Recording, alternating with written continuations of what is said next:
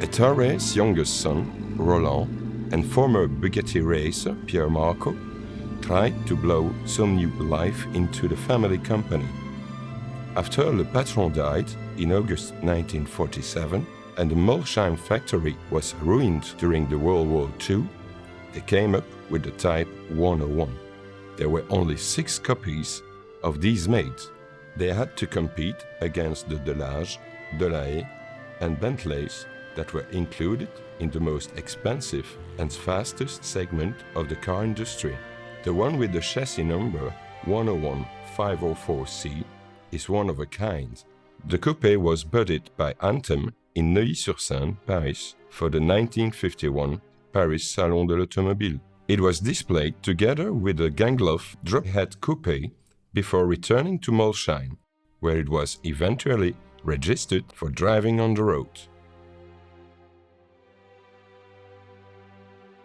Although there is some uncertainty about its first proud owner, it is said that after the presentation at the Salon, the Bugatti was in the proud hands of René Bolloré, the Frenchman who married Ettarre's Bugatti's widow, Geneviève Delcluse. He had ambitions to participate in the 24 Hours of Le Mans in this Type 101, but in the end he never set foot on a circuit. The next caretaker was Jean de Dobelaere, a renowned Belgian car dealer. After the Second World War, hundreds of Bugattis passed through his showroom and garage. The exact number is not known, but enough to earn the nickname Monsieur Bugatti. In 1958, Gene Cesare brought the car to New York and sold it to Robert C. Stanley Jr., son of the prominent businessman and head of Inco, the international nickel company. In a letter, Cesare wrote to Robert Stanley the following: "Remember that any Bugatti is a car which will give you great motoring pleasure. It is a fun car in the truest sense of the word. Frankly, I think you will be an ideal owner, for you certainly have the right approach." The car was sold on the 21st of July, 1959, for $1. In 1961, Robert Stanley sold the 101 Coupe to E. Allen Anderson of Marlboro Motors Limited. Anderson wrote a letter to inform Bill Harrah of the liquidation of his motor cars. At that time, Anderson owned 5 Bugattis and 1 Delahaye. The 101 504 is priced at $4,200. The sum was drawn to the Marlboro account. The 101 then became an important part of the Reno, Nevada-based classic automobile collection. Bill Harrah was an American businessman and the founder of Harrah's Hotel and Casinos. Since money was not an issue for casino tycoon Bill Harrah, the 101 was a nice-to-have addition to his sheer endless car collection. The car was sold for $61,000 to French automobile proponent Jacques Arguin de Geyt, an American importer of French descent, known as a fanatic collector and a stalwart presence at the world's biggest races. He reported that the engine never had been opened and that all the car's bodywork was still in original condition. The next owner was Nicolas Cage, the famous Hollywood actor. At that time, the Hollywood star was appearing in one blockbuster after the other, acting in car movies like Gone in 60 Seconds and Ghost Rider.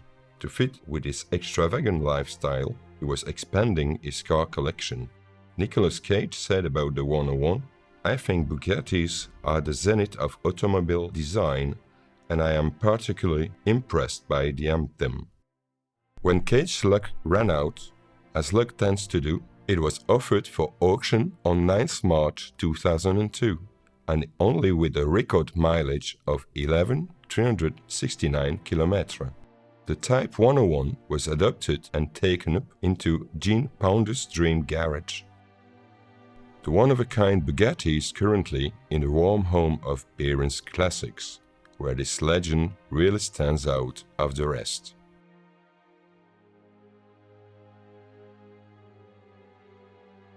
But what attracted all these owners to the Antem And what is so special about this Bugatti? On the outside, we got the dramatic coachwork from Antem, the only Antem-bodied Bugatti. The grille has only 7 slats, as opposed to the mesh of the other Type 101 and the honeycomb radiator of the earlier cars. The bodywork at the rear curves subtly in and ends with a simple Syntex tail light.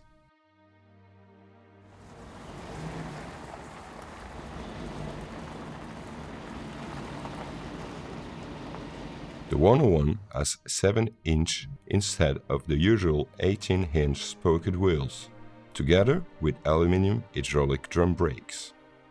Because it's the only two-seated coupe of the 101 series, the extreme length of the car, the wheelbase is 3.302 mm, is disguised in 3 ways. The 4 vents or gills in each front wing, the duotone paint scheme, and those rather out-of-place perforated sill guards.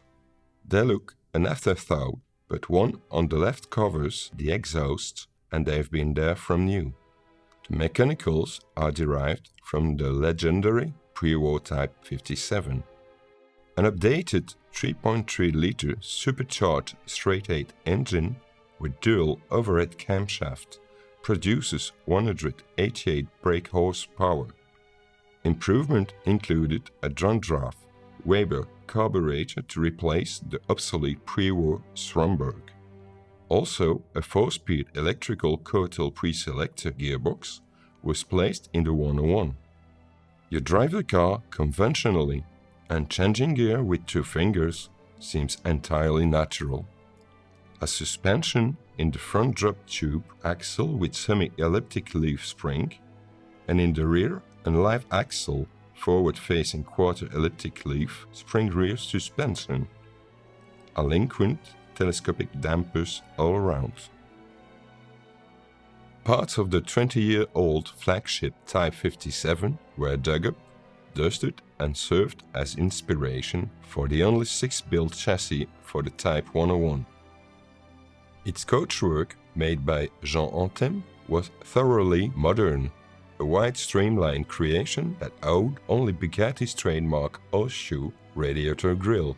Presented in a black overhead, the Bugatti Type 101 Antem Coupe has been sympathetically maintained in highly original condition by its succession of owners. The unmistakable horseshoe grille will have many drivers startled when they look in the rear-view mirror. The not-so-fast drivers have to settle for the sight of very subtle derriere with elegant Syntex tail lights. The Antem Coupe has an unusual-looking design, smothered in its uniqueness and mystery. An example of the passion, artistry and craftsmanship that remains a testament to Eternus Bugatti's legacy. Arguably the most memorable and most beautiful of the Type 101s. You don't own a car like this, you have the privilege to take care of it. There are people that collect stamps, art, guns, wine.